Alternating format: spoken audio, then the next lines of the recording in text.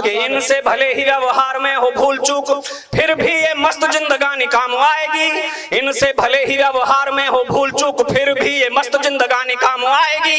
कभी कभी मानी और कभी नहीं मानी वह की है जो इन्होंने मनमानी काम आएगी। जब जब कंस शिशुपाल के बढ़ेंगे पाप, जब जब कंस शिशुपाल के बढ़ेंगे पाप, नटखट कृष्ण की कहानी काम आएगी। देश को जरूरत पड़ेगी जब खून की तो अल्हड़ सी यही नौजवानी काम आएगी। अल्हड़ सी तभी इन्हीं बेटों की ओर मुल्क देखेगा, इन्हीं बेटों की तरफ मुल्क देखेगा। माओ के बेटे तिरंगे में लिपट करके आए साहब, बड़े शौर्य पराक्रम के साथ वो लड़े। साथी सैनिकों ने बताया दुश्मन की कोई गोली पीठ पर नहीं खाई। ये इस मुल्क की माएं हैं जो तब भी फक्र कर लेती हैं, इकलौते बेटे की शहादत पर भी फक्र कर लेती हैं। कोई गोली दुश्मन की पीठ पर नहीं खाई। माँ ने तिरंगे को हटा करके देखे, माओ ने बेटों के शब्द तो बेटों की पीठ पर गोली के निशान दिखाई दिए। साथी सैनिक मना करते हैं पीठ पर गोली नहीं खाई, लेकिन दोस्तों ये कैसे निशान हैं? ना तो राजनीति को दिखते हैं, ना इस मुल्क के आवाम को दिखते हैं, बलिदानी सैनिकों की माओ को दिखते हैं। कुछ तो इस मुल्क के बेटों के साथ बेईमानी दिल्ली ने की। मैं 4 पंक्तियां पढ़ना चाहता हूं, वो इशारा आप तक पहुंच जाए। शौर्य और स्वाभिमान की जमीन पर खड़े होकर के तो मुझे सूचित करना। अपने बेटे के शब्द से पूछती है कि उसकी पीठ पर गोली का निशान कैसा है। कि प्राण ले हथेली पर बढ़ता चला गया तू, सांस सांस भारती पे अपनी चढ़ाई है। देश का जो मस्तक झुके ना ऐसा काम किया, दूध ना लजाया मेरी कोख ना लजाई है। देश का जो मस्तक झुके ना ऐसा काम किया, दूध ना लजाया मेरी कोख ना लजाई है। हाथ से तिरंगा नीचे गिरने दिया ना तूने, हाथ से तिरंगा नीचे गिरने दिया ना तूने। शत्रुओं की कोई गोली पीठ पे ना खाई है, पीठ पे निशान फिर कैसे आए गोलियों के, यह बात मेरे लाल समझ ना आई है। ये मेरी कोख कलंकित कैसे हुई और ये कैसा निशान है जो दिखाई दिया सैनिक की मां को। वो बेईमानी जो दिल्ली करती रही, उस बेईमानी को गाना चाहता हूं जो सियासत इस मुल्क के बेटों के साथ करती रही। दोस्तों एक बार देश निर्णय करे कि आप युद्ध की भाषा बोलोगे या बुद्ध की भाषा बोलोगे। परिणामों की चिंता करते हुए आप सोचते हो कि देश का ये बिगड़ जाएगा, देश का वो बिगड़ जाएगा।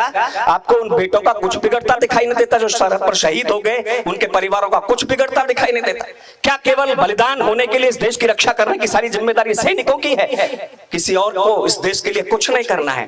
तब 4 पंक्तियां इस मुल्क के बेटों की ओर से कहता हूं। यदि सैनिक का शव बोल पाता तो तमाम युद्ध विरामों के विरुद्ध शायद ये भाषा बोलता कि सिंधु नदी वाला जल सारा लाल लाल हुआ, शत्रुओं के शोणितों की धार वो बहाई थी। सिंधु नदी वाला जल सारा लाल लाल हुआ, शत्रुओं के शोणितों की धार वो बहाई थी। मौत की हमारी जिम्मेदार है हमारी दिल्ली, उनसे तो जीते अपनों से मात खाई थी। मौत की हमारी जिम्मेदार है हमारी दिल्ली, उनसे तो जीते अपनों से मात खाई थी। पीठ पे हमारे ये निशान क्यों है गोलियों के? और वो इशारा, हमारे किसी सैनिक की पीठ पर कोई गोली का निशान नहीं, लेकिन मेरी कविता का बारीक इशारा जिन लोगों तक पहुंचे वो मुझे सूचित करें।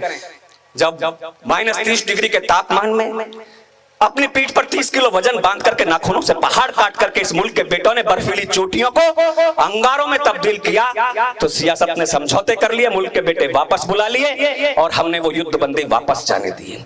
कि पीठ पे हमारे ये निशान क्यों है गोलियों के, पीठ पे हमारे ये निशान क्यों है गोलियों के। जान ले समूचा देश चिट्ठी भिजवाई थी, चोटियों पे गाढ़ रहे जब थे तिरंगे हम, चोटियों पे गाढ़ रहे जब थे तिरंगे हम। पीठ पे हमारे गोली दिल्ली ने चलाई थी, तब बेटे वापस बुला लिए। उधर बिलावल कहता है हम इंच इंच कश्मीर को छीन करके पाकिस्तान में मिला लेंगे।